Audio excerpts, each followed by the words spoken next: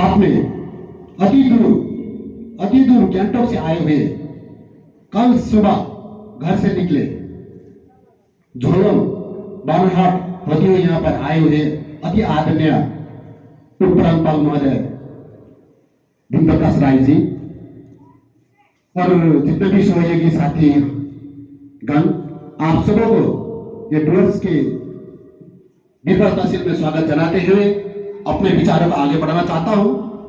वैसे भी सोचा जाए तो सब काम छोड़ के भी आदमी को नहाना चाहिए। क्यों? नहाना बहुत जरूरी है। किसके लिए? शरीर पवित्र हो जाता, शरीर निरोग हो जाता है नहाने से। नहाना बहुत जरूरी है। हजार काम छोड़ के भी खाना खाना चाहिए। क्यों? खाना बहुत जरूरी है। टाइम में खाना खाना चाहिए इस शरीर को जिंदा रखने के लिए। 10,000 काम छोड़ के भी सत्संग जाना चाहिए। क्यों? सत्संग आत्मा की खुराक है। लाख काम छोड़ के भी भजन करना चाहिए, क्योंकि सदगति केवल भजन से होता है।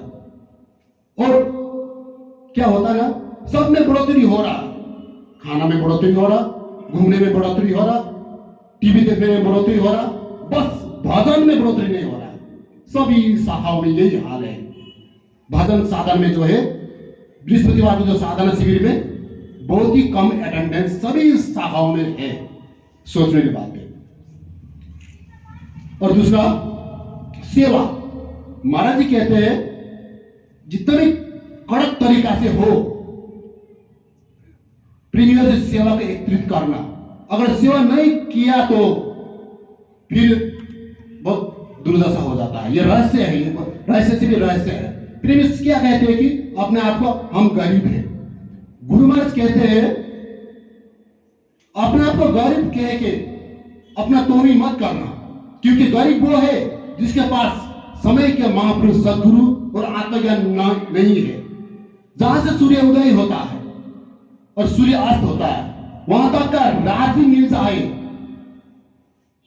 अगर उसके पास समय के महापुरुष और आत्मज्ञान न हो तो वो पृथ्वी से हारा हुआ जाएगा, रोता हुआ जाएगा।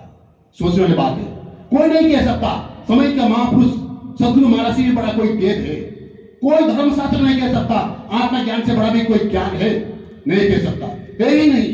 और वो दो चीज आप और हमारे पास है, तो गरीब कैसे हो सकता है? तो टोटल वाली बात है।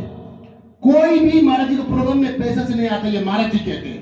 मैं खींचता हूं तब आता है कहते हैं। आप लोग जानते हैं, तो बहुत सारे पास पैसा है फिर भी आश्रम नहीं पहुंच पाया। क्यों? क्योंकि गुरु महाराज ने आप लोग कृपा करके खींचे हैं। जब आपका मन सेवा में न लगे, साधना में न लगे, तब गुरु महाराज की जो स्टेज होता है ना घर का, उसके आगे जाके मौन तरीका से एकदम विचार कीजिए, आंख बंद करके, कि महाराज जी मुझे क्यों नहीं खींच रहे, मुझे मन ऐसे क्यों नहीं लग रहा सेवा देने के लिए। क्योंकि दरबार में तो काम अद्भुत तरीका से होता है, होगा ही होके रहेगा काम। लेकिन सौभाग्य आप और हमारा है कि आप और हमारा सेवा तो वहां लग रहा है। आदरणीय सज्जनों, बहुत भाग्यशाली आप और हम हैं, क्योंकि सबसे महत्वपूर्ण चीज है समय। समय देना। गुरु दरबार में कार्यकर्ता क्यों फेल हो जाता है, प्रेमी क्यों कोलैप्स हो जाता है? समय न देने के कारण। सर्वमाता महान क्यों है? संपूर्ण जीवन एक एक क्षण गुरु दरबार में लगाए हुए है। जो जितना समय जहां देगा, अंतिम समय में वहां उतना ही याद आएगा। ये बात है। और भूटान राजा का मृत्यु हो गया, मान लीजिए भूटान राजा मर गया, और उसको जिंदा रहने के लिए, सुनिए, जिंदा रहने के लिए पूरा भूटान देश दे दूंगा, मुझे 5 मिनट का समय मिले, नहीं मिलेगा। सोचने की बात है। नहीं मिलेगा, नहीं मिलेगा, नहीं मिलेगा। इसलिए महाराज जी एक मानव सेवक पत्रिका में सुंदर तरीका से सिद्धांत वहां पर लिखे थे, वहां पर दिए थे, बहुत ही सुंदर तरीका से। हर जीव, चाहे मानव सेवक हो, प्रेमी हो, कार्यकर्ता हो या साधारण जनमानस, उसके लिए सिद्धांत इतना सुंदर तरीका से दिए थे। प्राकृतिक जो दो चीज है, चेतन जो जीवात्मा है, वो भयंकर उसका यूज करता है। वो क्या है? जीवात्मा जो चेतन जो है उसका यूज करता है, वो है समय और शरीर। समय और शरीर यूज करता है आत्मा। समय और शरीर यूज करने के तरीका से जीवन उत्थान और पतन, मनुष्य के उत्थान और पतन निर्भर करता है। आप समय कहां पर दे रहे हैं? किसी को टोपी लगाने में दे रहे हैं, या फालतू मूवी देखने में लगा रहे हैं, या गप्पा मारने में लगा रहे हैं, या परोपकार में, या भक्ति में, या साधना में लगा रहे हैं, या सेवा में लगा रहे हैं? यह आपके हाथ में है। समय कहां पर लगा रहे हैं, इस पर आपका जीवन उत्थान और पतन निर्भर करता। समय तो एक ही है, कोई योग करके बिताता, कोई भोग करके बिताता है। कितना सौभाग्य है। भौतिक जगत में बड़ा से बड़ा डिग्रीधारी, बड़ा से बड़ा पदधारी क्यों ना हो, लेकिन गुरु दरबार में जो है, महापुरुष के गुरु दरबार में जो है घास काटने वाला होता ना, वो भी उससे महान होता है, क्योंकि गुरु दरबार की सेवा से भव सागर पार हो जाता है। महाराज जी एक पत्रिका में सुंदर तरीका से दिए थे, जो सेवा हनुमान ने किया, जो सेवा नारद मुनि ने किए, वही सेवा अभी कलयुग में मिल रहा है, फिर भी आदमी फेल होते कर रहे हैं। सरल तरीका से, सहज भाव से घर में बैठते भक्ति करने का मार्ग मिल रहा है। भले दुनिया वाले कुछ भी नजर से हमें देखे, कोई बात नहीं, क्योंकि रहस्य को तो हमने पकड़ा है, हमें जाना है, हमने पहचाना है कि क्या है जीवन का असली रहस्य, असली मजा। ये गुप्त खेल है, रहस्य है जिंदगी का। दुनिया लोग भौतिक को ही मजा मानते, सब कुछ सुख मानते हैं, लेकिन नहीं, वो लोग धोखा में अंतिम में रोते हुए जाएगा। माल वो कमाएगा, बाजी वो मारेगा। जिसने गुरु दरबार को अपने आप को समर्पित कर दिया, जिसने ये भजन साधन सेवा सुनने में अपने आप को लगा दिया, वो अंतिम में बाजी जीता हुआ जाएगा, ये पक्का है। बाद में 84 में कितना कठिनाई भोगने के बाद एक बार मैंने ये बात वहां भी सुनाया था, झोलू में भी। महाराज जी के पास आया, मालिक आपको भक्ति करना कठिन है, सुबह में उठना, आरती भजन करना, फिर रोज सत्संग में जाना, नियमित चलना। तो महाराज जी ने बोला तुमको कठिन लग रहा है, ठीक है, इससे भी भयंकर कठिन 84 है, और 84 कटने के लिए मेरा भक्ति करना ही पड़ेगा, ये ग्रांटेड है। ये मौका आप और हमें मिला है, औरों को नहीं मिला है, औरों को नहीं मिला है। इतना बड़ा भयंकर अभी अब प्रकोप आया कोरोना से, सभी त्राही थे। हम क्या करें प्रेमियों के पास, लेकिन औरों के पास जो नहीं प्रेमी के पास था, हम तो भजन सुमिरन करते थे, माता जी की स्मृति ग्रंथ पढ़ते थे, हमारे पास थे, औरों के पास तो नहीं है। हमारे पास है, औरों के पास नहीं है। अब देखिए विश्व प्रोग्राम ना हो सका। आप और हम पुत्र है, पिता को काम को आगे बढ़ाना आप और हमारा जिम्मेदारी होता है।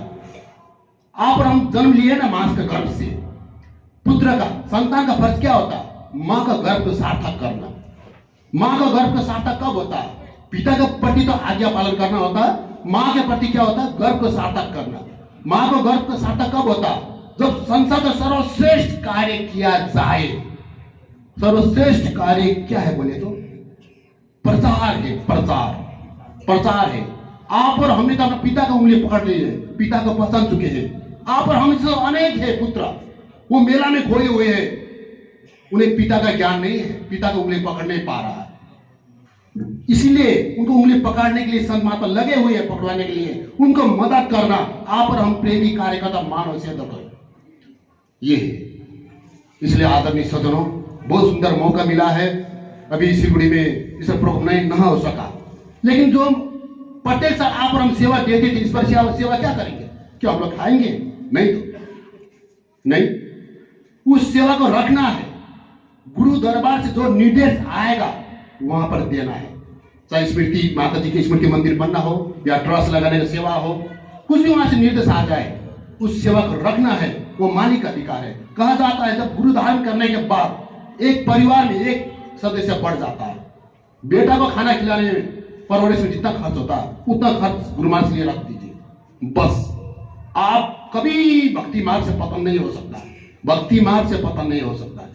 यह अद्भुत रहस्य है कि इसमें साधन भजन न किया जाए तो उसका पतन निश्चित है, कि या नीचे चला जाता कि ऊपर चला जाता। या आपका ज्ञान में समभाव से रह नहीं सकता, क्योंकि ये श्वास का जो खेल है ना वो अलग है। यही श्वास और समय तो पूंजी है आप और हमारे, और इस पूंजी को कमाई में डालने के लिए भक्ति है।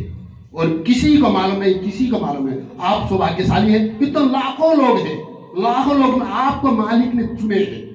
आप छोटे मोटे नहीं है। तो एक प्रेत आत्मा क्या कहता है? सबसे बड़ा मंदिर मनुष्य का शरीर होता है, जिसके जो पवित्र होता है, जो आत्मा ज्ञानी होता, उस शरीर को टच करने के बाद हम प्रेत जुनी से हट जाते हैं। ये प्रेत आत्मा का वचन है। सोचिए तो कितना महान है। कार्य का तो पट पाना तो बहुत बड़ा भाग्यशाली है।